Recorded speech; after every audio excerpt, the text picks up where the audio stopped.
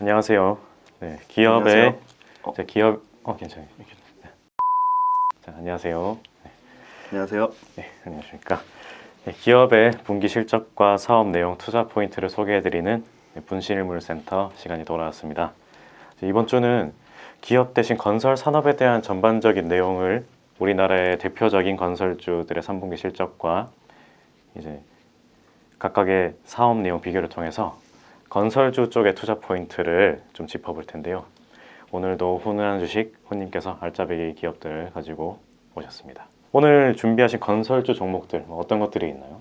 네, 우선 건설주는 시가총액 순으로 현대건설, 그리고 삼성엔지니어링, 그리고 GS건설, 그리고 대우건설, 현대 HDC, 현대산업개발 네. 총 5개의 대형 건설사들을 좀 가져와 봤습니다. 네. 다 이름만 들어봐도 알만한 회사죠. 네. 네. JC는 건설사 브랜드 중에 네. 어디를 혹시 제일 좋다고 생각하셨나요? 어, 자이가 있을 거고, 레미안도 있을 거고. 저는 개인적으로 자이 한번 자이를 좀 살아보고 싶더라고요. 자이, 네. 저도 굉장히 자이가 브랜드가 제일 마음에 들고 네. 자이가 아주 구조가 좀 참 괜찮더라고요. 네. 네. 먼저 이제 가장 시가총액 큰 현대건설부터 실적을 좀 말씀드리면 네. 현대건설 연결 실적 기준으로 영업이익은 전년 동기 대비해가지고 42% 감소한 1,398억, 매출액은 1% 정도 감소한 4조 424억을 기록했습니다. 이 수치는 증권가 그 예상치 컨센서스를 소폭 하회하는 수준인데 생각보다 그렇게 실적이 엄청 나쁘진 않았다라고 그렇게 말씀드릴 수 있을 것 같습니다. 네. 네, 다음으로 이제 삼성 엔지니어링 말씀드리겠습니다. 삼성 엔지니어링은 오히려 시장 전망치가 한 800억 정도인데 시장 전망치를 초과하는 영업이익 1,000억을 기록하였습니다. 3분기 누적 영업이익은 2,741억을 기록했고요. 매출액 또한 전년 동기 대비 한 2% 감소한 상당히 양호한 수준으로 매출액도 역시 4조 8,699억을 기록하였습니다. 그리고 삼성 엔지니어링 같은 경우는 2020년 10월 기준으로 누적 수주 잔고가 16조에 달할 정도로 수주 잔고가 꾸준히 계속적으로 증가 추세에 있다고 말씀드릴 수 있습니다. 다음으로 이제 GS건설은 3분기 매출액이 2조 3,200억, 영업이익은 2,100억, 그리고 신규 수주가 2조 8,270억으로 매출은 전년 동기 대비해서 5% 정도 감소하였고 영업이익 같은 경우는 약 12%, 신규 수주 같은 경우는 6.4% 증가했습니다. GS건설 또한 생각보다는 실제 그렇게 나쁘지 않았다라고 말씀드릴 수 있을 것 같습니다. 네. 그리고 이제 대우건설은 이제 연결 기준으로 3분기 영업이익이 1,029억으로 전년 동기 대비는 약 14% 정도 감소했고 매출액은 약 9% 정도 감소한 1조 8,963억을 기록했으나 순이익은 오히려 18% 증가한 560억으로 매출액 영업이익 순이 고르게 큰 폭의 하락은 나오지 않았다. 실적 관련해서 이렇게 말씀드릴 수 있을 것 같습니다. 그리고 마지막으로 이제 아시아나 인수 포기로 최근에 크게 화제가 되었던 HDC 현대산업개발 같은 경우는 연결 기준으로 3분기 매출액이 8,124억 그리고 실적으로는 작년 동기 대비 약 7% 하락한 수준이고요. 영업이익이 특히 잘 나왔는데 41.4% 상승한 1,163억 원을 기록했습니다. 당기순이익은 전년 대비 아무래도 아시아나 항공 계약금 2,010억 정도가 계약금 반환을 충당금으로 영업의 손실로 쌓았기 때문에 손실을 단기 순손실을 기록했는데요. 영업이익률은 지난 분기 15.3%에서 1% 정도 개선된 16.3%로 건설 산업 중에서는 가장 좀 양호한 대형 건설사 중에 가장 양호한 영업이익률을 HDC 현대산업개발이 기록하고 있다. 그렇게 실적을 좀 정리해서 말씀드리겠습니다. 네. 되게 지금 코로나가 장기화되면서 되게 많은 분야들의 사업이 좀 지장을 겪고 있잖아요. 그럼 건설업은 좀 아까 이렇게 실적을 보면은 썩 그렇게 막 엄청 나쁘진 않은 것 같은데 건설업은 좀 어떤 영향을 좀 받았을까요? 네, 이때 주택 산업이 내수 산업이다 보니까 꾸준하게 현금을 창출하고 있고 밸류에이션상으로도 상당히 좀 저렴해 보이는 좀 싸다라는 측면이 보일 수 있는데 아무래도 건설업종에 있는 그 국내 탑티어들은 기본적으로 다 해외 플랜트, 그러니까 해외 쪽에 수주 산업을 기반으로 하고 있고 또 그 와중에는 그 국내 HDC 현대산업개발이나 대우건설 같이 국내 비중이 좀 더 높은 건설사들은 이번에 코로나 영향을 좀 덜 받아서 상대적으로 더 양호한 실적이 나왔다고 보고 있고요. 네. 해외 그 건설 프로젝트 관련돼서도 뭐 유럽이나 북미 쪽이 아닌 동남아시아 쪽에서는 좀 수주가 꾸준히 지연되지 않고 기록을 보여서 그 건설사가 어디에 프로젝트를 수주하냐에 따라 또 건설사별 좀 차이가 있는 것 같습니다. 네. 근 5년 동안 대형 건설사들은 매출액이 좀 꾸준히 감소를 했는데요. 그래서 그 매출액이 감소한 부분이 상당히 밸류에이션을 낮추는 그런 데 영향을 굉장히 크게 미쳤다고 보고 있고요. 하지만 이제 근본적으로 매출액을 증가하기 위해서 대형 건설사들이 계속적으로 신규 사업을 네. 신성장 동력으로 추진하고 있고요. 이익 증가가 구조적으로 이 신규 사업이 어느 정도 실제 건설사의 매출액과 영업이익에 반영되느냐에 따라 언제든지 이익 레벨은 올라갈 수 있다고 판단하고 있습니다. 네. 아까 말씀해주신 뭐 좀 신사업이라든지 뭐 그런 부분에 대해서 아무래도 좀 코로나 때문에 불확실성이 좀 큰 상황에서 그 회사별로 각자 뭐 신사업이라든지 뭐 그런 노력을 기울이고 있다고 말씀해 주셨는데 여기에 대해서 좀 더 설명 좀 부탁드리겠습니다. 네. 건설사마다 신규 사업이 좀 다 특색이 좀 있는데요. 뭐 개인적으로는 GS건설이 아까 그 브랜드 자이도 말씀드렸는데 네. GS건설이 신규 사업 저는 가장 잘하고 있다고 보고 있습니다. 네. 먼저 이제 GS건설 신규 사업부터 먼저 말씀드리면 GS건설 같은 경우는 굉장히 다양한 분야의 신규 사업을 추진하고 있습니다. 미래 먹거리로 친환경 사업에 포커스를 일단 맞췄고요. 네. 작년부터 적극적으로 신사업을 추진하고 있는데 태양광 개발 사업을 하고 있습니다. 그래서 유럽의 모듈 업체를 인수하기도 했고요. 2군데를 인수를 했고요. 네. 그 다음에 폐배터리 재활용 사업을 또 추진하고 있습니다. 그래서 친환경 관련해서 광폭 행보를 보이고 있다. 그렇게 말씀드릴 수 있을 것 같습니다. 추가적으로 이제 올해 초부터 이제 전기차 보급 확대에 따라 2차 전지 재활용 관련 사업에 진출해서 1차로는 2022년까지 약 1,000억 원 넘게 투자해서 2차 전지에서 연간 4,500톤의 니켈과 코발트, 리튬, 망간 등 2차 전지 관련된 원소재, 유가금속을 생산할 수 있는 시설을 조성해 이쪽 관련돼서 그 2차 전지 소재 재활용 관련된 소재 매출이 좀 나올 것이라고 보고 있고요. 네. 작년 6월 달에 역시 신재생 에너지 업체죠. 국내 업체 최초로 우크라이나 태양광 발전 개발 사업에도 진출하였습니다. 그 민자발전 산업 그 디벨로퍼로서 우크라이나에 24메가와트급 태양광 발전소를 개발하고 있습니다. 그리고 작년 12월에는 인도 북서부 지역에서도 글로벌 IPP 디벨로퍼의 역량 관해서 인도 시장 진출도 지금 진행 중에 있습니다. 네. 여기서 그치지 않고 동남아, 중동, 아프리카 등 다양한 글로벌 지역에서 신재생에너지 시장에서 경쟁력과 그 입지를 더 공고히 할 예정이라 이 부분 상당히 기대가 되고 있습니다. 그리고 GS도 또 추가적으로 말씀드린 상당히 기대되는 부분이 이 데이터 센터 부분입니다.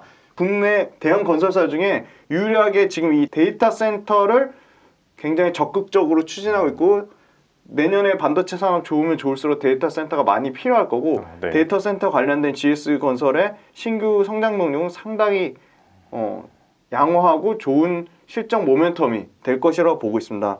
다음은 현대건설인데요. 현대건설 같은 경우는 국내 올해 도시정비 사업에서 상당히 양호한 성과를 보여줬는데 올해만 해도 4조 4,491억을 수주했습니다. 이 도시정비 사업 관련해서 내년에도 좀 더 추가적인 수주 모멘텀이 나올 것이라고 보고 있고요. 사상 최대 도시 정비 사업 수주 실적이 2017년에 나왔는데 2017년 초과할 것이라고 보고 있습니다. 그래서 현대건설은 국내 도시 정비 사업에 좀 집중하고 있다. 그리고 지금 현대건설은 2025 전략 프로젝트명을 나타내면서 네. 현대건설도 역시 신재생 에너지 쪽, 그러니까 수소 연료전지 발전, 그리고 해양 항만, 병원, 오일가스 등을 더해 핵심 상품군을 최대 15개까지 확대하면서 글로벌 수주 경쟁력을 확보할 것이라고 하였습니다. 역시 현대건설 2025 전략에서 가장 기대되는 부분은 수소 연료 전지 발전으로 보고 있습니다. 그리고 이제 대우건설 말씀드리겠습니다. 대우건설은 이제 국내 인천이라든가 아산 탕정, 그리고 수원 망포, 부산 범일동 등 양질의 대규모 주택 자체 분양 사업으로 내년에 신규 성장 동력 모멘텀을 기대를 하고 있고요. 네. 최근에 그 신사업 밸류체인 확장으로 전기차 충전 전문 기업인 휴맥스 EV에 투자를 결정했습니다. 그래서 대우건설이 이 휴맥스 EV를 통해 전기차 충전과 관련돼서 또 신성장 동력 모멘텀을 보고 있고요. 네. 또 지난 8월 달에는 드론 제조하고 소프트웨어 개발하는 아스트로엑스라는 데 지분 투자를 했거든요. 그래서 드론 관련돼서도 신규 성장 동력으로 추진하려고 하고 있습니다. 그리고 마지막으로 HDC 현대산업개발 같은 경우는 IoT, 빅데이터, 드론을 다 모두 통합하는 디지털 트랜스포메이션을 적용하려고 하고 있습니다. 소위 말해서 이제 그 스마트홈이라고 하죠. 네. 네, 스마트 주거 서비스 플랫폼, 그리고 원격 조명 제어 기술, 스마트 LED 원격 제어 시스템 등을 현대 그 HDC 현대산업개발이 만드는 그 아이파크에 적용할 계획이라 이 디지털 플랫폼을 활용한 디지털 트랜스포메이션이 현대산업개발은 신규 성장 동력으로 삼고 있습니다. 네. 말씀해 주셨던 이런 건설주의 이제 대표적인 종목들 다 포함해서 우리나라 지금 건설주들의 전망을 앞으로 좀 어떻게 보시나요? 네. 최근에 건설주들 5년 주가의 이렇게 전체적인 흐름을 보면은 매출액 증가가 동반되지 않으면 역시나 상당히 주가의 구조적인 상승이 어렵다고 보고 있고요. 저는 당연히 매출액과 영업이익이 동반해서 증가해야 된다고 보고 있습니다.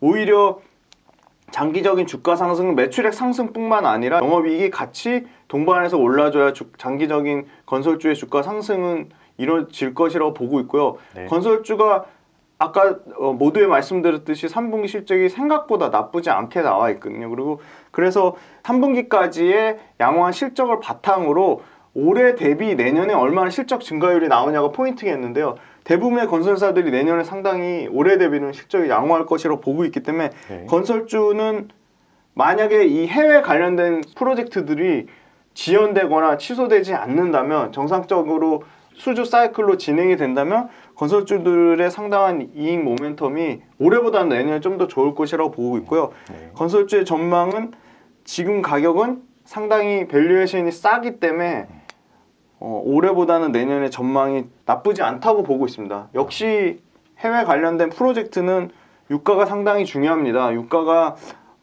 올라가면 석유와 관련 프로젝트가 당연히 많이 생기고 네. 설계나 모든 그런 그 품질 경쟁력 있는 국내 건설사들이 대규모로 수주를 할 수 있거든요. 네. 최근에 보니까 삼성 엔지니어링 말레이시아에서 1조 2천억 네. 큰 수주가 나왔거든요. 네. 이렇게 보면 올해 건설사들의 전망은 그렇게 부정적이지 않다. 그렇게 말씀드릴 수 있을 것 같습니다. 네. 그러면은 건설주 쪽 투자를 좀 고려하시는 분들을 위해서 좀 고려해야 될 리스크 요인들은 뭐가 있을까요? 네, 일단은 아무래도 굉장히 현대건설이나 삼성 엔지니어링 같이 대형 이제 프로젝트를 진행하는 입장에서는 역시 비용 문제입니다. 상반기에 이 해외 건설 관련돼서 현대건설 같은 경우는 1,100억 정도 비용 처리한 부분이 있거든요.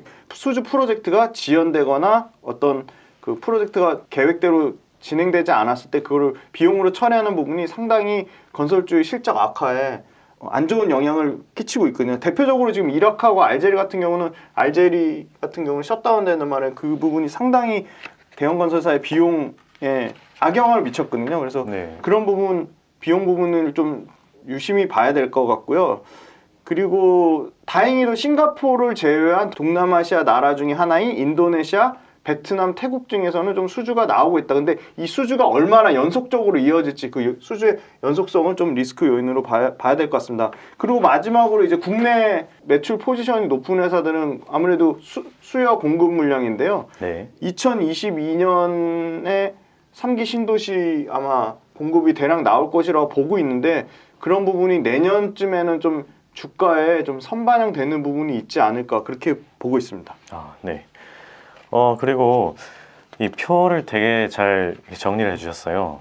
보니까 아까 언급해 주셨던 그 종목들의 뭐 시총, 매출 증가, 영업이익 증가율, 뭐 퍼, ROE 엄청 이렇게 자세하게 정리를 해주셨는데 요게 되게 중요해 보여요. 좀 요 부분 좀 자세히 좀 설명 좀 부탁드릴게요. 네, 이거 제이님도 이거 투자에 활용하시라고 제가 핵심 엑기스 투자 지표만 뽑아왔는데요. 네. 네, 저는 가장 중요하게 생각하는 거는 역시 이 앞단에 올해 대비 내년에 얼마나 매출하고 영업이익이 증가하느냐를 포인트로 보고 있습니다. 네. 보시면 가장 매출액과 영업이익 증가율이 높은 거는 아까 말씀드린 대형 건설사에서 언급 안 드린 제가 개인적으로 관심 있게 보는 IS 동서라는 종목이고요. 중소형 네. 건설사인데 대구 쪽에 굉장히 특화된 건설사입니다. 네. 이 건설사가 상당히 시가총액은 좀 작지만 매출액 증가율과 영업이익 증가율이 상당히 좋아서 관심 있게 보실 필요는 있는데 오늘 실적에 안 가져오는 주가가 너무 비싸서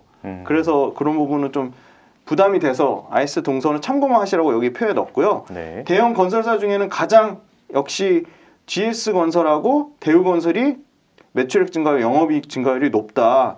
상대적으로. 그리고 대림산업과 현대산업개발 같은 경우는 지금 내년에 그렇게 실적이 좋은데도 실제 영업이익 증가율은 지금 떨어지고 있거든요. 네. 그래서 대림산업이나 현대산업개발은 오히려 실적 영업이익 측면에서 좀 우려되는 부분이 있다. 근데 반면에 GS건설과 이 대우건설 같은 경우는 올해 대비 내년에 매출액과 영업이익 증가율이 상당히 기대가 되고 있다. 그렇게 보고 있고요. 네. 그 다음에 그 옆에 지표에 보시면 PER하고 ROE가 나옵니다. PER은 너무 잘 아시겠지만 주가 수익 비율입니다. 한 주가 벌어들인 순이익 대비 현재 주가가 얼마나 싼지 비싼지 알아보는 지표인데요. PER이 전체 대형 건설주들의 평균 PER이 한 6배에서 7배 정도입니다. 그러면 여기 보시면 GS건설 4.7배, 대우건설은 3.9배, 현대산업개발이 3.7배. 굉장히 PR이 낮습니다. 그만큼 건설사들이 굉장히 저평가 받고 있다고 보는 거죠. 퍼가 5배도 안 된다는 거는 내가 5년이면 연간 20% 수익률 내면 내가 원금을 회복할 수 있다는 개념이거든요. 네. 네. 그래서 퍼가 낮은 건설사들은 그만큼 싸다고 볼 수 있을 것 같고요. 그 다음에 ROE는 자기자본 이익률입니다. 상당히 삼성 엔지니어링 같은 경우는 ROE가 제일 높죠. 네. 내년에 기대되는 게 약 17%가 상당히 양호한 수준으로 나오고 있고 전반적으로 GS건설, 대우건설, 현대산업개발 다 높은 추세에 있는데 현대건설이 좀 ROE가 좀 떨어진다. 그렇게 볼 수 있을 것 같습니다. 네. 그래서 퍼가 낮으면서 ROE까지 높은 회사들은 역시 GS건설, 대우건설, 현대산업개발 정도가 되고 있는데 아무래도 신성장 동력이 가장 모멘텀이 좋다고 보는 GS건설에 노란색으로 블라인드를 칠해서 좀 관심 있게 보시라 대형주 중에서는 이렇게 말씀을 드릴 수 있을 것 같고요. 네. 그 다음에 옆에 이제 자본총계, 부채총계, 부채비율, 영업활동 현금 흐름을 나타냈는데요. 당연히 자본총계는 자본총계가 계속 꾸준히 늘어날수록 커질수록 좋은 거고 부채의 양은 줄어들수록 좋은 건데 부채 비율은 보통 굉장히 보수적으로 잡아서 150% 미만을 봅니다. 근데 지금 부채 비율이 GS건설 같은 경우는 지금 올해 2020년 기준으로 209%를 표를 보여주고 있거든요. 네. 그래서 이 GS건설의 이 부채 비율은 다소 좀 높아서 좀 상당히 재무 건전성에 좀 주의를 하셔야 된다고 보고 있고요. 부채 비율 측면에서는 대림산업과 현대산업개발이 상당히 재무 건전성이 양호하다. 그렇게 보여지고 있습니다. 그리고 마지막 이제 키포인트가 이 영업활동 현금 흐름인데요. 실제 매출이 나서 뗄 것 뗀 비용을 다 떼고 이익을 났잖아요. 그러면 그 이익을 얼마나 현금성 자산으로 할 수 있냐는 거거든요. 네. 얼마든지 이제 순이익이라는 거는 여러 가지 비용을 조정한다라든지 일회성 비용, 요인이 있다든지 해서 할 수 있는데 이 영업활동 현금이라면 가장 어떻게 보면 키 핵심 포인트입니다. 실제 건설사가 수주 받아서 돈이 얼마나 현금으로 들어있는지 그 현금 흐름을 나타낸 건데요. 보시면 대부분의 건설사, 현대건설 지금 8,323억에서 내년에 5,178억으로 줄어들고 있죠. 네. 대림산업 역시 줄어들고 있죠. 근데 삼성엔지니어링 현금 흐름이 늘어나고 있습니다. 현금 흐름이 늘어난다는 그만큼 현금으로 재무 구조를 창출하고 있다는 거거든요. 네. 그래서 당연히 영업활동 현금 흐름이 늘어나는 게 좋습니다. 보시면 GS건설 역시 4,300억대, 6,500억대로 현금 흐름이 늘어나고 있다. 대우건설 현금 흐름이 줄어들고 있고요. 현대산업개발도 현금 흐름이 좋아지고 있습니다. 1,795억에서 3,861억으로 늘어나고 있고 또 중소형 건설사 중에 알짜인 IS 동서도 1,396억에서 1,914억으로 영업활동 현금 흐름이 늘어나고 있습니다. 네. 그래서 이렇게 모든 지표로 봤을 때 매출액과 영업이 동시에 증가하고 퍼는 낮으면서 자기자본 이익률은 높으면서 영업활동 현금 흐름이 증가하고 다소 부채 비율은 높은데 종합적인 투자 지표상 GS건설이 제일 좋아 보여서 이렇게 표시로 나타냈고요. 네. 이 영업활동 현금 흐름은 꼭 건설사가 아니더라도 모든 업종에 적용할 수 있는 어떻게 보면 재무 제표에서 가장 중요한 투자 지표 중에 하나다라고 말씀드릴 수 있겠습니다. 아, 네. 이렇게 엄청 자세하게 정리를 해주셔가지고 또 이렇게 설명도 잘 해주셨는데 그래서 물론 다 이거를 다 막 일일이 다 비교 분석해 보면 그게 가장 좋을 것 같은데 저는 약간 좀 숫자 울렁증이 있거든요. 네. 그래서 이거를 다 안 보더라도 특히나 좀 중요하게 네. 봐야 되는 그런 것들이 있을까요? 네. 역시나 가장 중요한 거는 얼마나 돈을 많이 버는지, 올해 대비 내년에 얼마나 더 많이 버는지, 이 매출액 증가율, 그리고 거기서 얼마나 많이 남기는지, 네, 영업이익 증가율 두 개가 저는 가장 핵심 포인트라고 볼 수 있겠습니다. 네. 네. 그러면은 방금 말씀해 주셨던 매출액 증가율, 영업이익 증가율 같은 경우에는 네. 건설주뿐만 아니라 좀 일반적으로 다 투자할 때 산업에 적용하시면 됩니다. 올해 대비 내년에 네. 과연 얼마나 매출액하고 영업이익 증가하냐에 따라 그 부분이 시차는 있겠지만 분명히 매출액과 영업이익이 증가하면 주가에 반영이 될 거라고 믿습니다. 네. 지금 보시는 분들 요 밑줄 두 줄 그어놓고 참고해 주시면 좋을 것 같습니다. 자, 그러면은 반대로 이 지표들은 굳이 뭐 눈여겨 보지 않아도 된다 뭐 그런 것들도 있나요? 네, 부채 비율 같은 경우는 부채 비율이 높으면 상당히 재무 건전성이 굉장히 안 좋다라고 생각하는 게 일반적이고 그게 틀린 말은 아닙니다만 부채도 건전한 부채가 있잖아요. 네. 예를 들어 부채를 그 부채 항목을 잘 쪼개 보시면 이자가 발생하는 부채인지 이자가 발생하지 않는 부채인지 내가 어떤 레버리지를 활용해서 내 자산의 규모를 키우면 더 좋듯이 회사도 일정한 수준의 굉장히 낮은 저금리나 금리가 없는 상품이나 어떤 투자를 이용해 내 회사의 자산이나 회사의 매출과 이익을 증가시킬 수 있다면 굉장히 그런 거는 투자 측면에서 유심히 지켜봐야 될 거라고 보고 있고요. 무조건 부채 비율이 높다고 부채 비율에 대해서 재무제표가 안 좋다라고 우려하기보다는 이 부채 비율을 더 쪼개서 이자가 발생하는 부채인지 아니면 이자가 없는 부채인지 1년 안에 갚아도 될 부채인지 1년 안에 갚지 않아도 장기로 내가 끌어도 내 자산처럼 활용할 수 있는지 그거를 활용해 보는 게 좋을 것 같아서 굳이 여기 있는 지표 중에 좀 중요도가 낮다고 치면 부채 비율이라고 좀 말씀드릴 수 있을 것 같습니다. 네. 오늘 건설주 실적 분석 투자 포인트 외에도 투자에 참고하면 좋을 보조 지표까지 오늘도 굉장히 알찬 정보를 많이 나눠주셨는데요. 일단 감사드립니다. 네. 그러면 다음 시간에도 투자자분들께 좋은 기회자비가 될 좋은 내용을 들고 찾아오겠습니다. 오늘 고생 많으셨습니다. 감사합니다. 네.